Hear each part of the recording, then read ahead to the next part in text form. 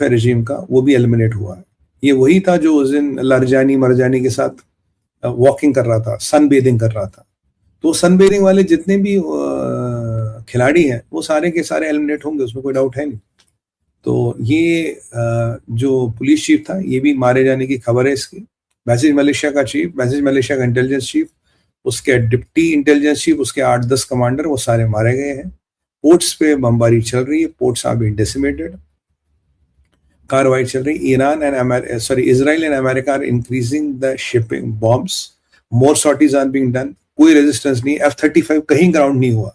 अगर F-35 का कवच भेद हो गया होता तो F-35 सारे इन्होंने ग्राउंड किए, तो खूब F-35 बुला रहे हैं। और तब से करीब मुझे लगता 500,000 बार F-35 आके निकल भी गए होंगे। मैंने आपको सुबह बताया था ना कि लानत है उन लोगों के दिमाग में जिन्हें लगता है बहुत बड़ा अचीवमेंट है। 30,000 बार, 15,000 सॉर्टीज का मतलब 30,000 बार जहाज आया और गया, और 29,999 बार यू हैव फेल्ड, और एक बार you have been able to touch the tail and you think बहुत बड़ा कमाल कर दिया। मुल्लाओं ने बहुत बड़ी टेक्नोलॉजी निकाल दी, अभेद्य कर दिया। F-16 हो गया जी, F-35 का ये हो गया, F-35 में ये हो गया। This all crap. ये आप अपनी जनता को बेवकूफ समझते हो और उन जनता की इंटेलिजेंस का अपमान करते हो। ये करना बंद कर दो। नोबडी इज स्टूपिड हियर, सब यहाँ पढ़े लिखे लोग हैं, सबको पता है सब कुछ क्या है।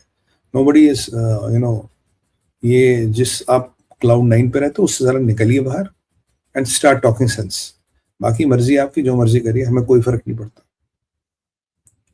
तो बॉस ये अपडेट है अभी मुल्ला रेजिम क्या करेगी क्या नहीं करेगी देखना पड़ेगा। अगर इन्होंने फिर अगर इनके पास, अब देखो, अब ये वैसी परिस्थिति, अब जो भी इनके पास है, अगर अब भी नहीं चला है ना, फिर खाला की शादी भी हो गई, बच्चे भी हो गए, दहेज का सामान रह गया।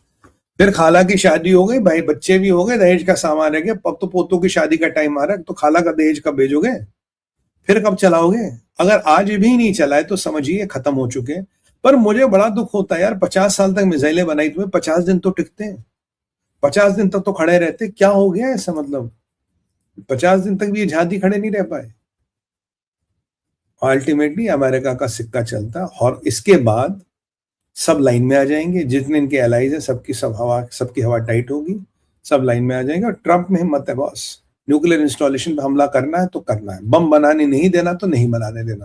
That is the best part. तुम्हें लगता है तुम्हारी राष्ट्रीय सुरक्षा को खतरा, बम नहीं बनाने देना, नहीं बनाओ। अब क्या कर लिया उम्मत के शेरों ने? कुछ नहीं। क्या कर लिया तैयब अर्दोगन ने?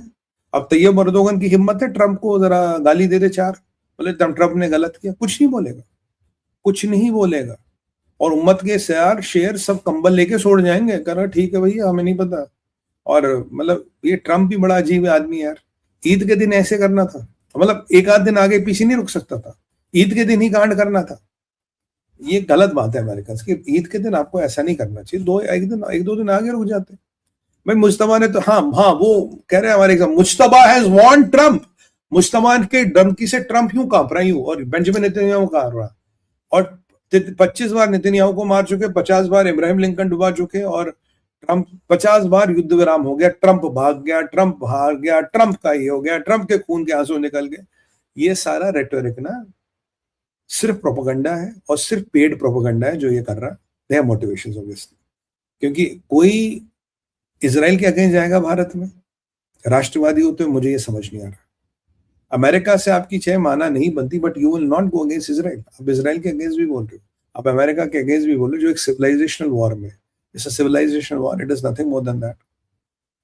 सिग्निफिकेंट एस्केलेशन है बॉस। आज रात जो भी ईरान को करना करेगा, अन्यथा they will start taking them out like sitting ducks. मेरी बात याद रखिएगा। बाकी 11-10 में मेगा अपडेट लेके मैं आपके पास आऊंगा, सारी चीजों का अध्ययन करके आऊंगा। They will start taking them like sitting ducks. If they don't react now they are gone. भाई साहब पूरे मिडिल ईस्ट में हालत टाइट है। तैयब अर्दोगन खलीफा क्या कह रहा था कल, ये इजरायलियों ने बहुत मुसलमान मारे, अब इनको हम खून के आंसू रुला। भैया खलीफा साहब क्या कर रहे हो? मतलब ईद के बाद, नमाज के बाद तकरीर करके निपटा लेते हो, तकरीर कर ली, निपट गए, पतली गली से कट लो। यही तो तुम करते हो ultimately, that is what you do boss. Iran is being decimated. ये साइट कितनी हिट हुई है मुझे नहीं पता।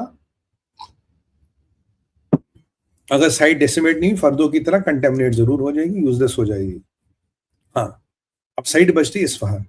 इस्फहान का भी नंबर आने वाला है, ये लो का नंबर आने वाला। Ports are being hammered, US के स्पेशल फोर्सेस आर रीच्ड और they are on the way. इन लगता है। और अब रजीम के दिन आर गिनती में, क्योंकि इतने बाद भी अब किसी ठुकाई के बाद कोई प्रोपेगेंडा, कोई F-35 अगर तुमने चलो 5 भी गिरा दिए, still it will not help you. अगर आपने कभी सपनों में 5 भी गिरा दिए, still it will not help you. और ये हमारे यूट्यूब एक्सपर्ट्स कहते हैं F-35 में ये है, उसमें ये है। अस्सलाम वालेकुम।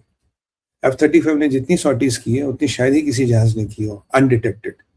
और बुरी मत, ईरान से इसराइल का दूरी 2000 किलोमीटर है। सो these all people, all these naysayers can go and cry in a corner and be happy about it. But Iran is being reduced and pulped like hell. और यही होगा। इस्लामिक थियोक्रेटिक सोच रख के दुनिया को अगर चलाना चाहोगे तो यही होगा। हाँ, इस्लामिक थियोक्रेटिक सोच से आप सरकार में बैठ सकते हो, लोगों का बेवकूफ जरूर बना सकते हो, जो पाकिस्तान में होता है, जो ईरान में होता है, बट अल्टीमेटली सरकारें उससे नहीं चलती, लोग के घर उसके नहीं चलते।